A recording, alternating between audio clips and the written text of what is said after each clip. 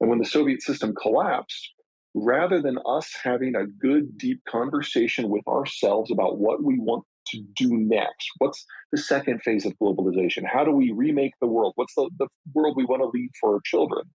We voted out the guy who wanted us to have that conversation, George Herbert Walker Bush, and we went with Bill Clinton, who was more populist, who was followed by George W. Bush, who was more populist, who was followed by Obama, who was more populist, and then Trump, more populist, and Biden, more populist. That's not an aberration. That's a trend. Americans have broadly lost interest in that sort of trade. And since the rest of the world kept getting all the goodies for free, Americans just became jaded. And so this president and our previous one are the two most populist economic leaders we have ever had. We've been backing away from it the whole time. And if you throw the demographic bomb on top of that, the model wouldn't have worked any longer anyway, because at its core, globalization is about trade, and trade is about consumption. And if you don't have enough people in their 20s and 30s and early 40s to do the consumption, none of the rest of it works anyway. So we were always going to get here. Trump sped it up. COVID sped it up. Biden is speeding it up. The COVID lockdowns in China are speeding it up. And the Ukraine war, honestly, is a bit of a hard stop. So we're here. We're not going back. God, I don't want to sound like a elitist here, but relatively uninformed and unintelligent views dominate the information cycle, which is really frustrating for somebody like me who thrives on context. So I won't dive into that. You guys understand that completely. Let me give you two other reasons, though. One, globalization isn't free. It requires someone militarily holding up the ceiling of civilization. And since 1946, that's been the United States.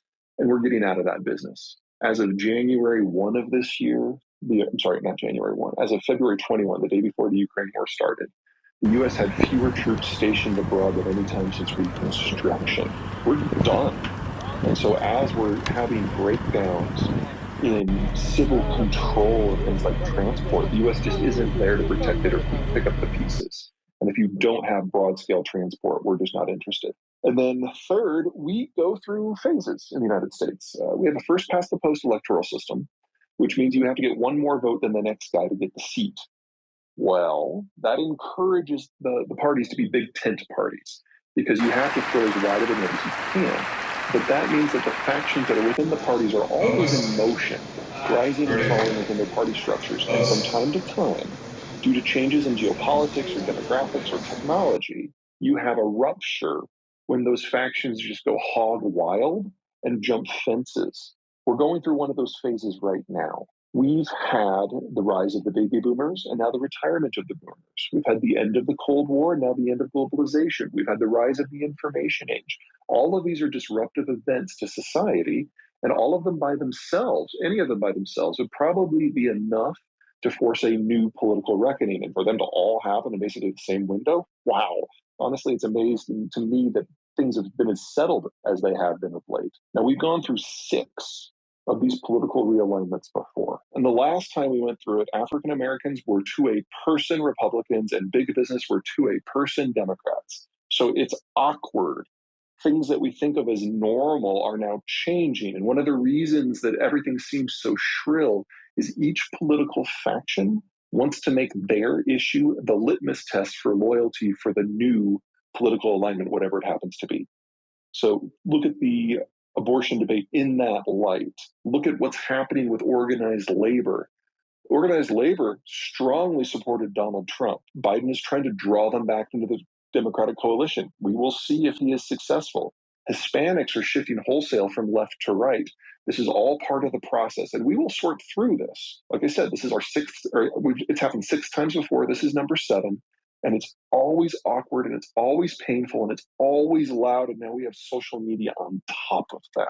And so the populists are absolutely having their day. Sure. So water is the cheapest way to move things from place to place. It's assuming you have an American style superhighway system.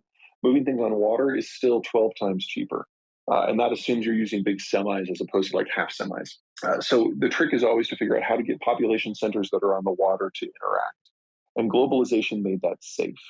In the world before 1946, commerce was a target. State piracy was rampant, and you didn't have interconnections among economies. But by making the world safe for civilian transport, by meaning that you didn't have to get a national escort, we started shipping things that we normally wouldn't have.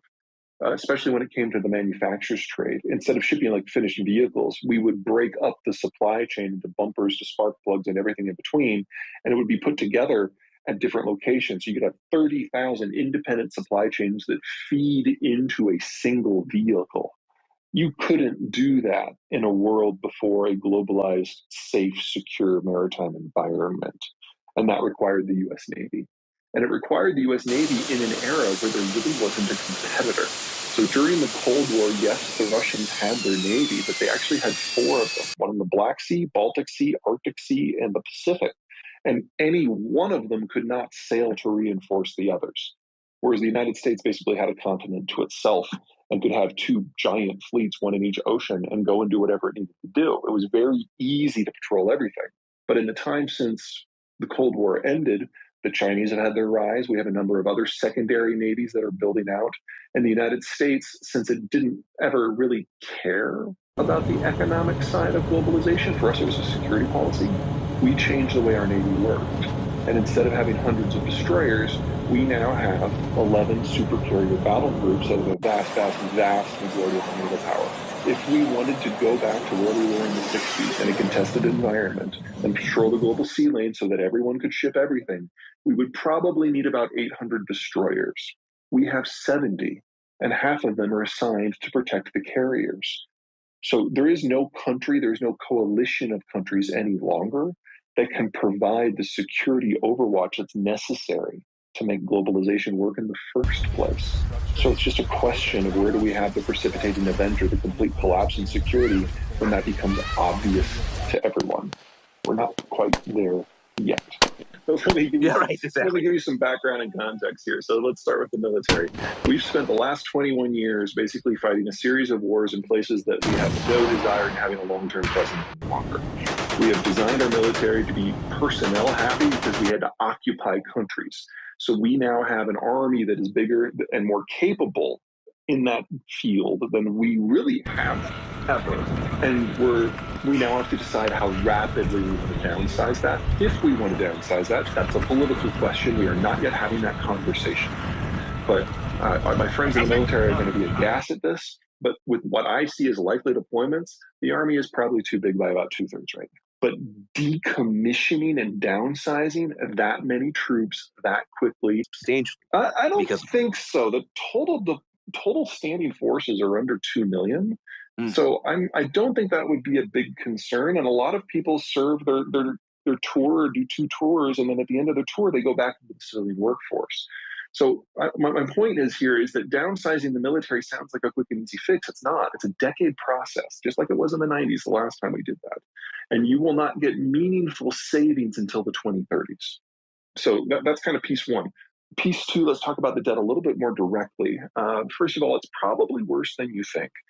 On the political side, the fiscal conservatives have been destroyed as a faction. Trump saw to that. They were the first group that he purged from the Republican Party. They're now swing voters. They're one of the smaller groups out there in terms of voting blocks. And the Democrats under Biden clearly are not interested in making concessions to them to bring them into the fold. So the people who would normally, be the accountants and be wearing the visors, they are no longer part of the conversation at all, which I'm a little bitter about because I'm personally one of them. Second, whatever you're thinking about the debt bomb, it's probably a lot bigger than you think, because not only are the baby boomers about to draw a huge amount of capital, but they have been the world's largest source of the capital now for 20 years. So it's not.